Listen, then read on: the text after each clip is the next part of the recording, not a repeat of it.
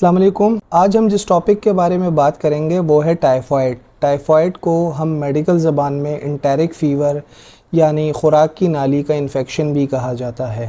Typhoid जो है वो सैल्मोनेला टाइफी या पैराटाइफी नामी एक बैक्टीरियल इन्फेक्शन की वजह से होता है।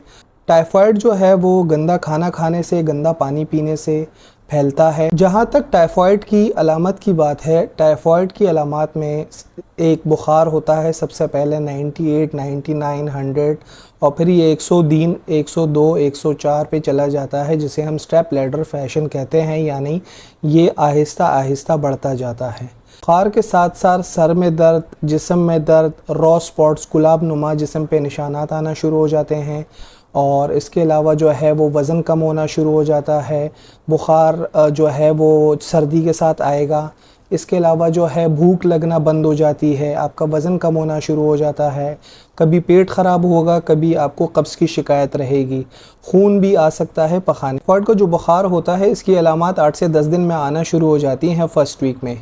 फिर 10 दिन के बाद सेकंड वीक में कॉन्स्टिपेशन वाली अलामत, कब्ज़ की शिकायत शुरू हो जाती है और इसके बाद थर्ड वीक जो क्रूशल वीक होता है, इसमें आपको जो है वो पखाने में खून आना और आपके छोटे छोटे सुराख होना अंतड़ियों में, जिससे खून आएगा और आपको पखाने में खून महसूस हो सकता है। टाइफॉइड जो है वो थर्ड वीक में अगर इंटर होता है तो इसमें आपकी जो दिमाग की झिल्ली होती है उसकी सोजिश हो जाती है, जो आपकी दिल की झिल्ली होती है उसकी भी सोजिश हो जाती है, आपके गुर्दे भी को भी नुकसान पहुंचता है और आपके हड्डियों तक का जो है इसके अलामत जा सकती हैं, हड्डियों में भी टाइफॉइड हो सकता है। तक इसके टेस्ट की बात है तो टाइफॉइड का जो टेस्ट होता है, पहले टाइफीडॉट और विडाल होता था जो ऑब्सोलीट हो गया है, बंद हो गया है, अब वो नहीं कराते। अब इसका टेस्ट होता है ब्लड कल्चर, जिसकी रिपोर्ट 5 से 7 दिन में आती है। ब्लड कल्चर में खून आपके सिरिंज के ज़रिए लिया जाता है और उसको लैब भेजा जाता है।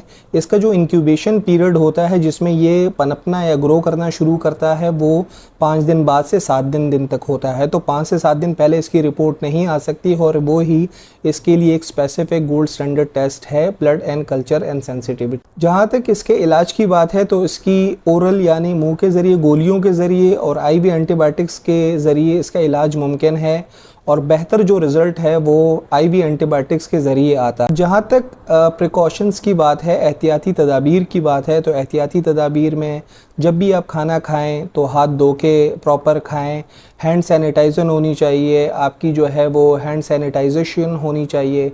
वॉशरूम के बाद आप अच्छी तरीके से हाथ धो लें। नहीं खाना जैसे पकोड़े, समोसे, दही भले आप इज्तनाब करें, इससे भी टाइफॉइड बढ़ने के चांसेस होते हैं। कुछ पेशेंट्स ऐसे होते हैं जिनका अगर 5 से 7 दिन वो टाइफॉइड का इलाज कराते हैं तो उनका जो टाइफॉइड बैक्टीरिया है वो पित्ते में रह जाता है, जिसे हम गॉल ब्लैडर कहते हैं, और वो कैरियर स्टेज में चला जाता है।